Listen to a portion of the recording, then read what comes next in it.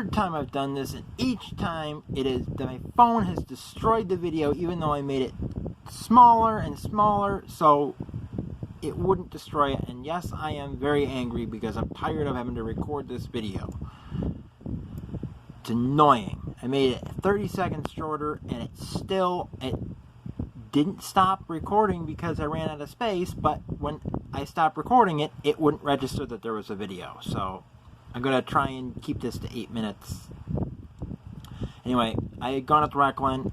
I'm not doing that. I'm starting at the trestle that goes over the Norfolk Southern. This is originally the Baltimore, Ohio, went over the Erie. The controlled siding is here with cars left, probably by the Rochester and Southern. There's the main. Up here is the Rochester and Southern, and it meets up there. I'm not going to show that. But it goes down quite a hill. Rochester and Southern goes down quite a hill to meet up with the Norfolk Southern, and it's at trestle height up there. And then you have the cleanout came off up there, and that comes down. That's the Silver Lake siding. That's the Rochester and Southern. It's called the Perry Main at that point because it starts at the Perry Main up at what was Silver Lake Junction. There's a crossover over to the cleanout. And come down, there's where the extended Silver Lake siding ends. It used to end up at Silver Lake Junction. Along here is the signal. There's a crossover, and the controlled siding ends at the crossover, and it becomes a dead track after that. There's the propane tanks for the switch heaters. There's Maple Avenue, or Maple Street, rather. Cleanout ends at West Perry Ave. It comes into a switch there. There's Railroad Ave. The Rochester and Southern Perry Main grade crossing at West Perry Avenue goes around, goes behind where we used to live. By the depot, where there used to be a maintenance way crew out of there. There isn't anymore. That hasn't been for years. Rochester and Southern has crossbucks and a yield sign there. They have crossbucks over here. There's gates in Norfolk Southern. Perry Main comes in. There used to be, it's called the Perry Main because it was the Silver Lake Railroad, and the Silver Lake Railroad branched off here. The track remained, and it went out, and it went down through here, and went over to Perry. Back when I was a kid, one track was still there, and it went out to a bridge that washed out. And that's when they closed down. They used to use that track for storage all the way out until the bridge washed out, and then they cut it back to there, and they used it for storage then, and then they ripped it out. And that looks like the Grand Trunk Western that was here. This to go over to Rochester and Southern to go to Dansville. Which would put this at about 2017, 2016, these images from. We have the pocket track, which for some reason they call the dead track through there the pocket. It's not. This is the pocket track. The Rochester and Southern comes into a switch there. There's a switch there. There's the label is the Silver Springs Village Court. That's actually the village offices in Silver Springs Fire Department Station 1. Station 2 is up on North Main, up there across the tracks.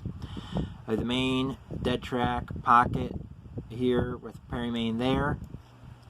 The old Silver Lake Railway going out that way. There is the track down, and I mean down into Morton Salt. You switch there, and it just drops. It goes down and below, and Ribot Avenue, it's like 20-30 feet below that parking lot. That's a steep grade. And there's a crossover here for the pocket going out to the dead track, and the rest of this track is called the straight track. The derailment that I have a video of show what happened right here. It took out that switch. That maintenance way track is no longer connected. They now use a straight track for any maintenance way equipment that needs to be parked in Silver Springs. There's Ribot Ave. This is labeled Railroad Avenue. It's not. That's Cottage Street. This part of Railroad Avenue is now basically a driveway, and it's in very bad condition. You have the main dead track, straight track.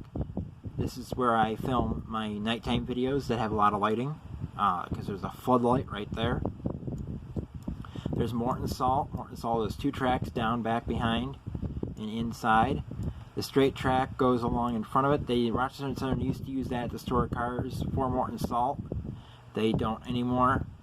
Now they usually just bought them right away, or they leave them on the dead track. We'll go around them on the pocket. The straight track ends right about there, and that's the Bigelow Avenue grade crossing where trucks come into Morton Salt. And then it goes out, and the dead track goes into the main down there, and a switch that's a hand-thrown locked. There's a lock on it, and they have to wait 5 minutes before they open it. Now, back when I'm modeling, the Rochester and Southern, Norfolk Southern, and D&H came down. Now, of course, before 1999, it was Conrail too. It was Conrail and D&H and NS, RNS. I mean,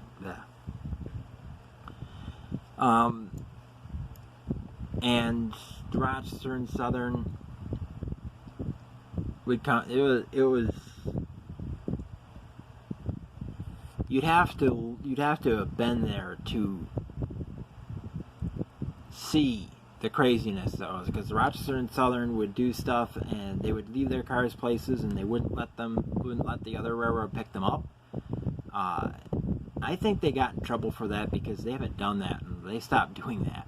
But there was one time the Rochester and Southern, when they were getting the larger power, they were using all GP9s and GP18s, and they left one of the GP9s or GP18s at the end of one of their cars, at the end of the cars.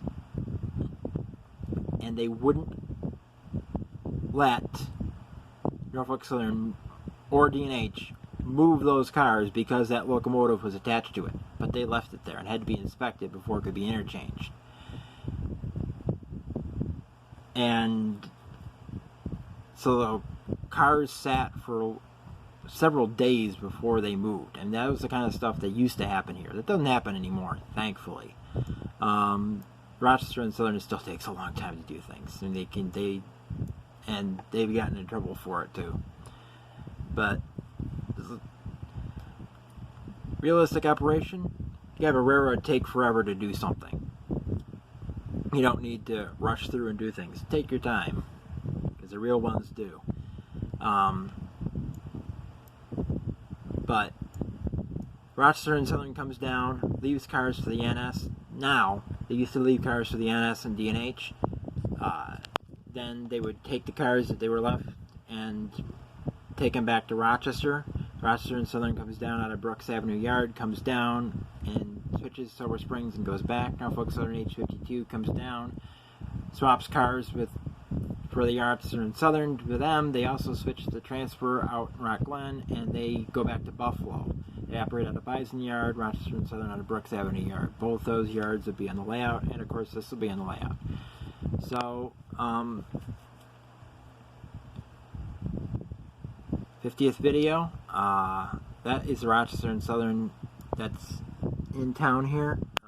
That locomotive is the Wellsboro and Corning, I think that's 309. It's now in the Buffalo and Pittsburgh. I'm not quite sure why they have 6 locomotives and 2 over here and 4 down there, but they were doing something. They're obviously switching Morton, and that can only be switched to 4-axle power, so that might be why. But later, watch the rest of the videos. Hopefully this will save.